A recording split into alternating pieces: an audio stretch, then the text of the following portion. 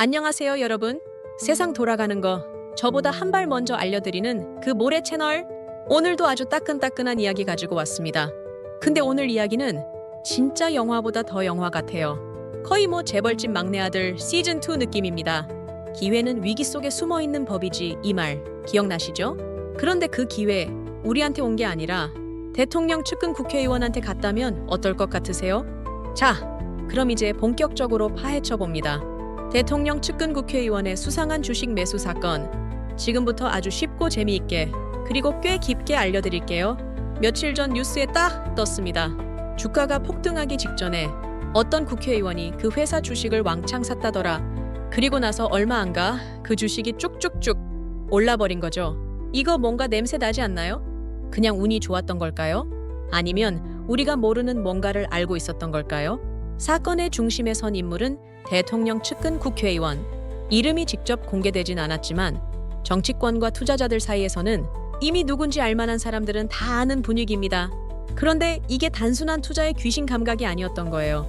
이 국회의원 정책 발표 바로 직전에 그 정책의 최대 수혜가 될 만한 A기업의 주식을 수천만 원어치 혹은 억 단위로 확 질렀고요. 며칠 후 그 기업이 혜택을 볼 수 있는 정부 정책이 딱 맞춰서 발표된 겁니다. 그리고 주가가 솟구치기 시작했죠. 그럼 여러분 이쯤에서 궁금하시죠? 진짜로 미리 정보를 들은 거야? 그럼 그게 불법 아닌가요? 맞습니다. 그게 바로 내부자 거래 의혹이에요. 자, 여기서 잠깐 용어 정리 들어갑니다. 내부자 거래는 말 그대로 회사나 정부 정책과 관련된 비공개 정보를 아는 사람이 그 정보를 활용해서 주식 거래를 하는 걸 말해요. 예를 들면 회사의 CEO가 우리 회사 곧 대박 계약 터지는데 라는 정보를 자기 가족이나 친한 사람에게만 알려주고 그들이 주식을 먼저 산다? 그러면 그건 바로 불법 내부자 거래입니다. 왜 불법이냐고요? 시장에서 주식을 사는 사람들은 누구나 공정한 정보를 바탕으로 투자해야 하는데 어떤 사람은 특별 정보로 돈을 번다면 그건 게임 자체가 불공정한 거니까요. 우리로 치면 시험 전에 문제지 훔쳐본 거랑 똑같은 거죠. 그러면 공부한 사람만 억울하잖아요? 그래서 이건 나라에서도 아주 강하게 단속합니다. 그럼 이제 여러분이 이렇게 물을 수 있어요. 정말 그 국회의원이 내부 정보를 알고 주식을 산 걸까요? 그냥 운 좋았던 거 아닐까요? 물론 가능성은 두 가지 다 열려 있습니다. 하지만 타이밍이 너무 정확했다는 점, 그리고 대통령 측근이라는 점, 또 정책이 발표되기 전 며칠 안에 대량으로 샀다는 점, 이 모든 걸 종합해보면 이건 좀 운이라기엔 너무 정확한데? 싶은 거죠. 심지어 이 주식을 산 뒤 얼마 안 있어 바로 수익 실현을 했다는 얘기도 나옵니다. 그러니까 딱 주가가 오르고 나서 팔았다? 아니, 무슨 주식계의 도인입니까? 이 정도면 예언자 아니에요? 거의 환율이 내리겠군요. 급의 신의 한 수였던 거죠. 자, 그럼 이제 궁금한 포인트로 가봅니다. 이런 일이 터지면 주가는 어떻게 될까? 우리는 어떤 영향을 받을까? 먼저 이런 사건이 터지면 주식시장의 신뢰도가 흔들립니다. 왜냐고요? 생각해보세요. 여러분이 열심히 기업 보고서 읽고 뉴스 보면서 이 회사 괜찮은데? 하면서 투자했는데 그 사이 누군가는 이미 몰래 정보받고 선점하고 벌고 나갔다면 이건 게임도 아니고 거의 사기판이죠. 그래서 투자자들은 점점 이 시장 믿을 수 있나? 하고 의심하게 되고요. 결국 시장에서 돈이 빠져나갑니다. 주가는 하락할 가능성이 커지는 거죠. 그리고 또 하나, 이런 사건이 반복되면 정부 정책 자체에 대한 신뢰도 무너져요. 정책이 정말로 국민을 위한 것인지 아니면 누군가의 투자를 위한 장치인지 의심하게 되거든요. 결국 국민의 신뢰가 흔들리면 그건 경제 전반에 악영향을 줍니다. 자, 이제 진짜 꿀팁 갑니다. 이런 사건이 터진 직후에는 당연히 해당 종목 혹은 유사 종목의 주가는 단기적으로는 출렁입니다. 그리고 뉴스에 나오는 순간 개미 투자자들이 몰리기도 하죠. 하지만 여기서 중요한 건 진짜 실적이 있는 기업이냐입니다. 내부자 거래 의혹이 있든 말든 회사가 진짜로 돈 잘 벌고 미래 성장성이 있다면 결국은 주가가 회복되거나 오를 수 있어요. 하지만 만약 이게 정책 수의 껍데기만 쓴 기업이라면 일시적 상승 후 급락할 가능성도 높습니다. 그러니까 이번 사건을 계기로 우리는 뉴스에 휘둘리지 않고 기업의 본질을 보는 눈을 키워야 해요. 그리고 국회의원이나 고위 인사들의 주식 거래 내역을 꼼꼼히 챙겨보는 습관도 나쁘지 않다. 왜냐? 거기서 종종 시장의 힌트가 나오거든요. 오늘 이야기 어떠셨나요? 한 국회의원의 한 방의 클릭이 국민의 신뢰를 송두리째 흔드는 사건이 될 수 있습니다. 이건 단순한 투자 문제가 아니라 정치와 경제의 경계가 흐려지는 위험한 시그널이에요. 그래서 우리는 그저 뉴스를 보는 관람자가 아니라 판단하는 사람이 되어야 합니다. 주가가 오르는 것도 정부가 발표하는 정책도 그 배경에는 진짜 의도가 무엇인지 한 번쯤은 의심하고 따져보는 게 우리 지갑을 지키는 첫걸음입니다. 다음 영상에서는 이번 사건의 연장선으로 정치인이 투자한 주식 리스트 한번 싹 분석해 보겠습니다. 근데 내부자 거래가 뭔지 잘 몰라요. 그래서 오늘은 그 궁금증 싹 다 풀어드립니다. 바로 오늘의 주제, 내부자 거래란 도대체 뭐냐? 입니다. 내부자 거래, 이름부터 좀 무서운데? 맞아요. 내부자 거래라는 단어 자체가 뭔가 스파이 영화에 나올 법한 말처럼 느껴지죠? 하지만 실상은 아주 단순합니다. 한 줄로 정의하면 이렇습니다. 회사나 정부에 아직 공개되지 않은 비밀 정보를 이용해서 미리 주식을 사고 파는 것. 그러니까 예를 들면 이거예요. 예시로 쉽게 이해해보기. 상황극 갑니다. 등장인물, 철수 평범한 개미 투자자, 민수 A회사 고위 임원. 민수는 A회사의 임원입니다. 곧 삼성과 어마어마한 공급 계약을 체결하게 된다는 걸 알고 있어요. 이 소식은 아직 세상에 발표되지 않았고 공식 발표는 일주일 뒤에 예정돼 있죠. 그런데 민수는 속으로 이렇게 생각합니다. 이건 무조건 주가 오른다. 지금 사두면 대박이겠는데? 그래서 민수는 슬쩍 가족 이름으로 주식을 미리 삽니다.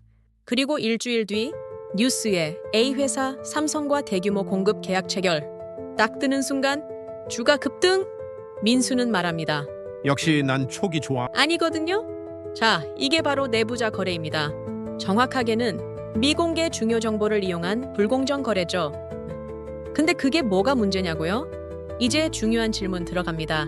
아니, 그냥 정보를 알고 샀다는데 그게 뭐가 문제야? 문제만 아요. 왜냐하면 이건 공정한 게임을 깨뜨리는 행위거든요. 비유 한번 드릴게요. 내부자 거래는 마치 시험을 보는데 어떤 학생은 시험지를 미리 본 상태로 시험 치는 거랑 같아요. 우리는 다 공부하고 밤새워가며 준비했는데 그 친구는 문제 다 외우고 시험지 들고 들어온 거예요. 그럼 결과는 그 친구는 100점, 우리는 7, 80점. 불공평하죠? 그렇죠. 이게 바로 내부자 거래가 문제인 이유입니다. 한국도 그렇고 미국도 그렇고 전 세계 거의 모든 나라에서 내부자 거래는 불법입니다. 왜냐하면 자본주의 시장의 핵심은 뭐다? 누구나 똑같은 조건에서 거래해야 한다. 이게 무너지면 돈 있는 사람, 정보 있는 사람만 돈을 버는 구조가 되거든요. 그래서 금융감독원, 검찰, 공정위까지 나서서 내부자 거래 단속을 합니다. 만약 적발되면 벌금은 기본, 징역형까지 가능합니다. 회사에서 쫓겨나는 건 덤이죠. 이런 일이 밝혀지면 그 기업의 주가도 곤두박질 칩니다. 왜냐하면 투자자들이 이 회사 믿을 수 없네 하고 신뢰를 잃어버리기 때문이에요. 주식은 결국 기대와 믿음으로 움직이는데 내부자 거래 터지면 그 믿음이 깨져버리는 거죠. 예전에 한 바이오 기업에서 사장님이 신약 임상 결과가 나오기 전에 슬쩍 자사 주식을 왕창 매수한 적이 있었어요. 그 이후 주가는 쑥 올라갔고요. 그 사장님은 결국 검찰 수사를 받았습니다. 또 미국에서는 앨런 머스크도 한때 내부자 거래 의혹을 받았었죠. 트위터 인수 과정에서 주식 거래 시점이 의심스러웠던 거예요. 그럼 모든 고위 인사 매수가 다 불법인가요? 아니에요. 정상적인 정보로 투자한 건 문제가 전혀 없습니다. 예를 들어 공개된 보고서를 보고 판단해서 투자한 경우, 시장 트렌드를 보고 분석해서 들어간 경우는 그냥 똑똑한 투자자일 뿐이에요. 하지만 아직 세상에 발표되지 않은 정보를 직접적으로 알 수 있는 위치에 있던 사람이 그걸 기반으로 투자했다? 그건 명백한 정보 범죄입니다. 자, 이제 실전 꿀팁 들어갑니다. 내부자 거래가 의심될 수 있는 패턴은 이렇습니다. 공시 발표 전날, 5월 며칠 전, 특정 계좌에서 갑자기 대량 매수, 거래량이 평소보다 뚝 튀어나온다. 뉴스 발표 후 주가 폭등, 그리고 바로 수익 실현 매도. 이런 패턴이 반복되면 금융감독원은 바로 눈에 불 켜고 수사 들어갑니다. 내부자 거래 이야기를 들으면 가끔 이렇게 말하는 분도 있어요. 야, 나도 그런 정보 좀 알았으면 좋겠다. 부럽다. 근데 여러분, 그게 진짜 부러운 일일까요? 부러워할 게 아니라 그 사람들 때문에 시장이 망가지고 우리가 피해보는 거예요. 그래서 우리는 정보력보다 더 중요한 판단력을 갖추는 투자자가 되어야 해요. 몰래 듣고 몰래 사는 세상은 끝나야 한다. 내부자 거래는 단순히 한 사람이 돈 좀 더 벌었다 수준이 아니라 모든 투자자의 신뢰를 무너뜨리는 위험한 일입니다. 그런 일이 반복되면 주식시장은 결국 카지노판이 되겠죠. 우리는 지금 그걸 막아야 하는 눈 밝은 투자자로 살아야 합니다. 다음에 비슷한 뉴스가 나왔을 때 이건 내부자 거래 냄새가 난다 하고 딱 눈치채는 여러분이 되셨으면 좋겠습니다. 그럼에도 불구하고 걸릴 리 없지 하고 했다가 딱 걸려버린 사람들 이야기입니다. 자, 첫 번째 사건은 국내 한 바이오 회사의 내부자 거래 사건입니다. 2015년 A라는 회사가 있었습니다. 이 회사는 항암제 신약 개발로 주목받고 있었어요. 그런데 어느 날 임상시험 실패 소식이 외부보다 먼저 유출됐고요. 회사 임직원이 그 전에 주식을 다 팔아버린 거예요. 이게 어떤 상황이냐면 이 약 효과 없다는 거 알면서도 주식은 다 팔아버린 거죠. 결과는요?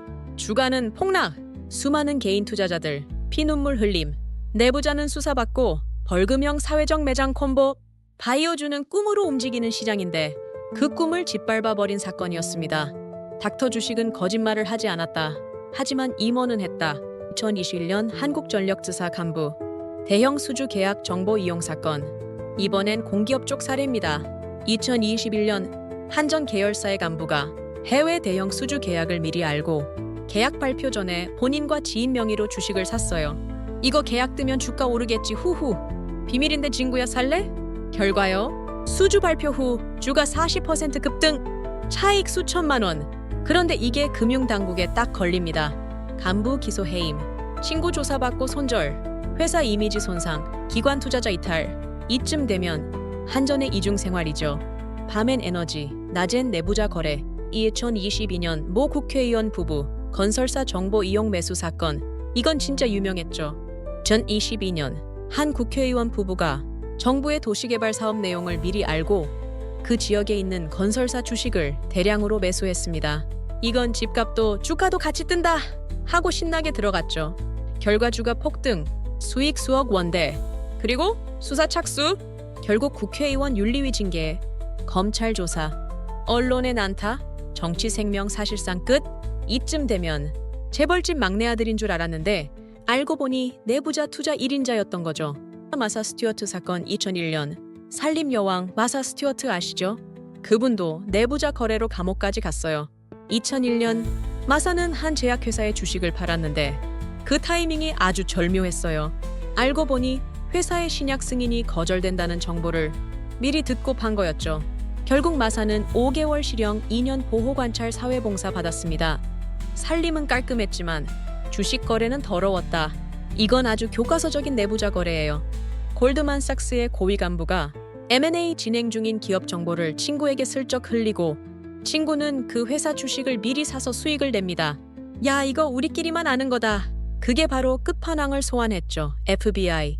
결국 둘 다 체포, 징역형 선고, 인생 리셋. 공통점은 뭘까요? 이 사례들 다 다르면서도 공통점이 있습니다. 정보는 공개되기 전이었다. 그 정보를 알 수 있는 위치에 있었다. 실제로 거래해서 수익을 얻었다. 그게 바로 내부자 거래입니다.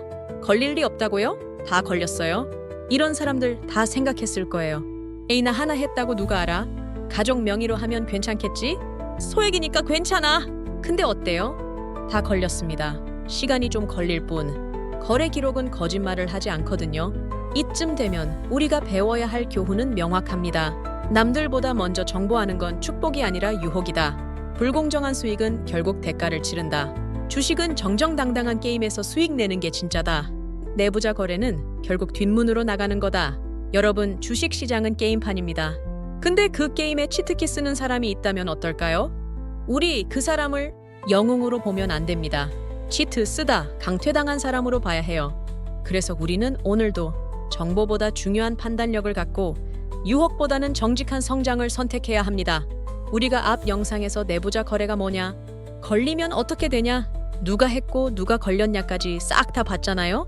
그렇다면 이제 남은 질문은 이거예요. 그래서 내부자 거래가 왜 그렇게 큰 문제인가요? 그게 시장에 얼마나 나쁜 영향을 주는 건가요? 라고요.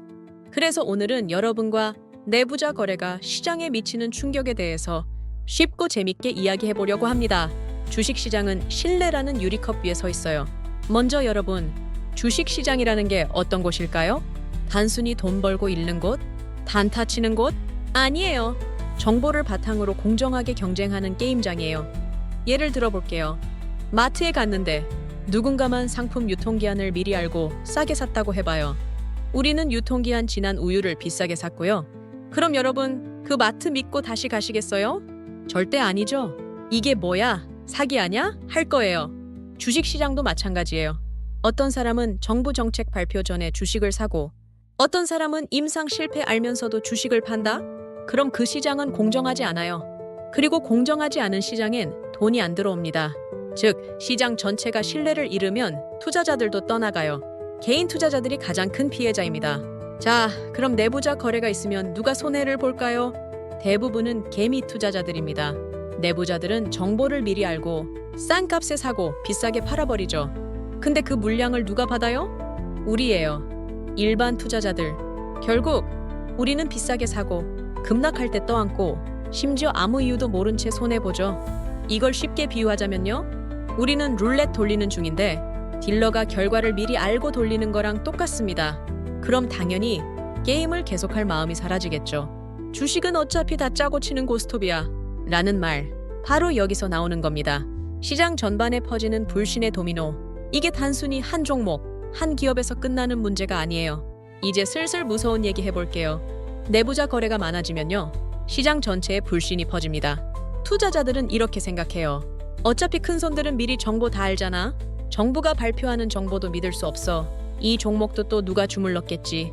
그렇게 되면 어떤 일이 벌어지냐면요, 기관 투자자들이 떠나갑니다. 외국인 투자자도 돈을 빼갑니다. 주식시장 유동성이 줄어듭니다. 벤처기업, 중소기업이 자금 조달이 어려워집니다. 결국 경제 전반의 성장 동력이 약해져요. 말하자면 물이 썩으면 물고기도 못 삽니다. 주식시장이라는 연못이 탁해지면 기업도 투자자도 숨쉬기 힘들어지는 거예요. 선진국 기준으로 보면 엄청나게 큰일입니다. 우리가 종종 착각하는 게 있어요. 에이 조금 미리 사고 팔았다고 해서 어때? 라는 거요. 그런데 여러분, 미국, 영국, 일본 등 선진국 시장에선 내부자 거래 시장 테러급이에요. 왜냐면 그 나라들은 이미 주식시장이 국가의 중심 자금순환 시스템이거든요. 실제로 미국 증권거래위원회 SEC는 내부자 거래 단속에 FBI까지 동원합니다. 이건 단순한 도박이나 투자가 아니라 국민 재산 보호를 위한 수사다 라고요. 우리나라도 자본시장이 커질수록 이런 내부자 거래를 절대 그냥 넘어가면 안 되는 이유예요. 장기적으로는 한국 시장 전체에 할증이 붙습니다. 여러분, 주식시장도 브랜드 신용이라는 게 있습니다. 한국 시장은 신뢰할 수 있는가? 기업 정보는 투명한가? 정치와 금융은 분리되어 있는가? 이런 질문들이 투자자들에게 이 나라에 투자해도 되겠냐?는 판단 기준이 됩니다. 근데 내부자 거래가 반복된다? 그럼 무슨 일이 생기느냐면요, 외국인 투자자들 한국 시장엔 리스크 프리미엄 부침, 국내 투자자들 장기 투자보다 단타, 투기와 정부 자본 유출, 환율 압박까지 연결. 결국 우리는 투자자 보호도 못하고 자금 유입도 줄고 시장 경쟁력도 낮아지는 거예요. 한국판 섹터 오브 더 데드가 되는 거죠. 진짜 무서운 건 시장 참여자들의 무관심입니다. 근데 사실 내부자 거래보다 더 무서운 게 있어요. 그건 바로 그런가 보다 하고 넘어가는 분위기입니다. 내부자 거래 뉴스 나와도 또 저러네. 에이, 정치인들은 다 그렇지. 이렇게 반응하면요, 그게 곧 시스템 붕괴의 시작이에요. 왜냐면 시장이란 건 참여자들의 기대와 신뢰로 유지되는 구조이기 때문이죠. 그럼 우리는 뭘 해야 할까요?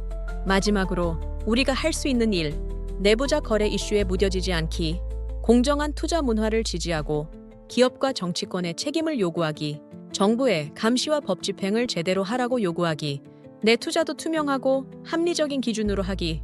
그래야 시장은 조금씩 더 공정해지고 더 건강해질 수 있어요. 자, 여러분, 주식은 도박이 아닙니다. 내부자만 돈 벌고 정보 가진 자만 이기는 게임이 돼선 안 됩니다. 우리는 믿고 투자하고 기업은 열심히 일해서 수익 내고 정부는 감시해서 공정함을 유지해야 진짜 멋진 자본주의 시장이 됩니다. 우리 주식 이야기 계속 보고 계신가요?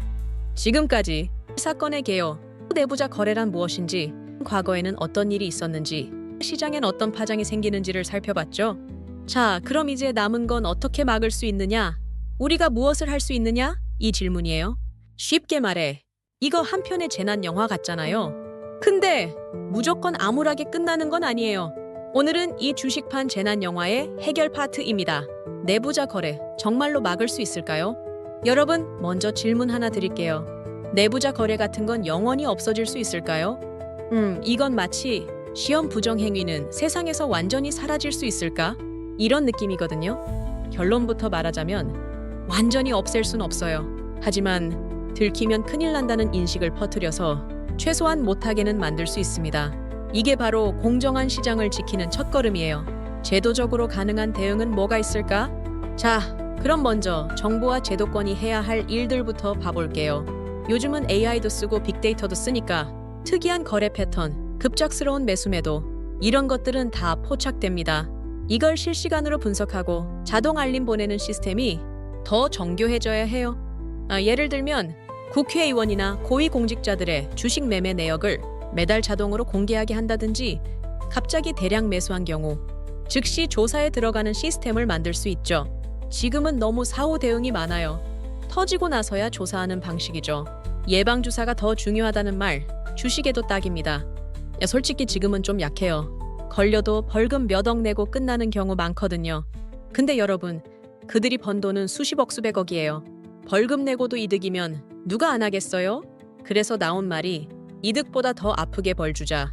즉, 형사처벌 수익 환수 공직 박탈까지 함께 가야 해요. 미국이나 유럽처럼 징역형 실형을 적극적으로 내리는 게 필요한 시점이에요. 국회의원이 특정 회사 주식을 잔뜩 갖고 있는데 그 회사에 유리한 법을 통과시키는 상황? 이거는 내부자 거래보다 더 치명적일 수 있어요. 그래서 나오는 게 바로 백지신탁 제도입니다. 쉽게 말하면 내가 가진 주식을 제3자에게 맡겨서 정책에 관여하는 동안은 절대 못 만지게 하자는 제도예요. 근데 현재는 이 제도가 구멍이 많아요. 관리하는 기관이 너무 느리고 감시도 잘 안 되고 형식만 지키면 오케이처럼 굴러가고 있죠. 이걸 실제로 투자 금지 수준까지 강화해야 믿을 수 있어요. 자, 제도도 중요하지만 시민과 투자자, 그러니까 우리의 역할도 중요합니다. 그럼 우리가 할 수 있는 건 뭐가 있을까요? 이런 이슈가 터졌을 때 또 저런 애 하고 넘어가면 정치인이나 기업들은 눈치도 안 봐요. 하지만 우리가 계속 뉴스에 반응하고 공청회에 의견을 내고 주식을 통해 목소리를 내면 시장 자체의 분위기를 바꿀 수 있어요. 기업이 내부자 거래를 했다고요? 그럼 주주들이 압박할 수 있어요. 기관이 투자 철회할 수도 있어요. 소비자들이 불매할 수도 있죠. 이게 바로 ESG 투자의 본질이기도 해요. Environmental, Social, Governance. 우리는 단순히 싼 주식, 오를 주식만 찾는 게 아니라 정직하게 경영하는 기업을 지지하는 방향으로 가야 하는 거죠. 잠깐 시야를 넓혀서 다른 나라들은 내부자 거래에 어떻게 대응하는지도 볼까요? 미국의 CC증권거래위원회에서 수사, FBI도 협조, 실형 선고 빈도 높음, 내부 고발자에게 보상금까지 줌, 일본 금융청에서 실시간 감시, 정치인 주식 보유 엄격 관리, 언론 감시력도 상당히 높음, 유럽 금융 투명성 지수 매우 중요하게 여김, 내부자 거래는 기업 이미지 폭망 직결, 우리도 이제 투자자가 시장의 주인이다 라는 마인드로 이 시스템을 더 강하게 만들어야 해요. 이야기를 정리해 볼게요. 내부자 거래 단순한 불공정 X, 주식시장의 기반인 신뢰를 무너뜨리는 일이고 투자자에게 직접적인 손해를 주는 일이며 국가 자본시장 전체에 불신을 심는 겁니다. 그래서 대응 방안도 그 사람 혼내자에서 끝날 게 아니라 다시는 이런 일이 안 생기게 시스템을 뜯어 고치자, 시장 참여자 모두가 책임감을 가지자, 이 방향으로 가야 해요. 여러분, 주식은 단순히 돈의 게임이 아니에요. 정직함의 게임, 믿음의 게임입니다. 아무리 기술적 분석을 잘해도 시장이 불공정하면 그건 그냥 누군가의 사기판일 뿐이죠. 그래서 우리는 시장에 대한 관심을 멈추지 않고 공정함을 요구하며 윤리적 투자자로 성장하는 길로 함께 가야 해요. 여러분, 오늘 영상 어떠셨나요? 처음엔 그냥 에이 또 국회의원이 주식 몰래 샀다며? 이런 뉴스일 줄 알았는데 알고 보니 그 한 번의 내부자 거래가 주식시장 전체를 흔들고 투자자들의 믿음을 무너뜨리는 폭탄 같은 일이더라고요. 믿음을 깨는 건 한순간, 내부자 거래라는 건 공정한 경기에서 누가 미리 골인 지점을 안다는 얘기거든요. 달리기 시합인데 어떤 사람은 자전거 타고 먼저 출발한 거예요.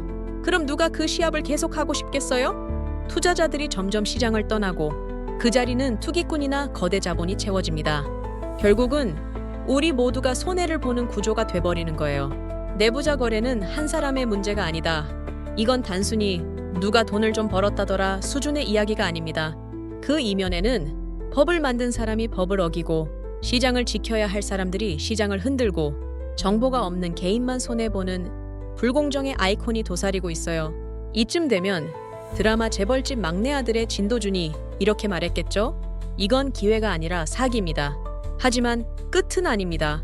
여러분, 영화나 드라마 보면 항상 그렇잖아요. 주인공은 망하고 망하다가도 마지막에 반전이 있습니다. 우리는 아직 그 마지막 장면에 있어요. 우리의 관심이 커질수록 제도가 더 촘촘해지고 시장은 조금씩 정직해질 수 있어요. 그 시작은 내가 뉴스를 읽는 것, 내가 주식 매매 내역을 한 번 더 보는 것, 내가 댓글로 목소리를 내는 것에서 시작됩니다. 내부자 거래 처벌을 강화하고 감시 시스템을 정비해야 해요. 정직한 기업 응원하기, 윤리적으로 운영하는 회사에 투자하는 문화를 만들면 자연스럽게 시장이 바뀌겠죠. 주주는 그냥 돈 넣는 사람 아니에요. 기업의 공동 주인입니다. 우리가 외면하면 시장은 무너지고 우리가 지켜보면 시장은 살아납니다.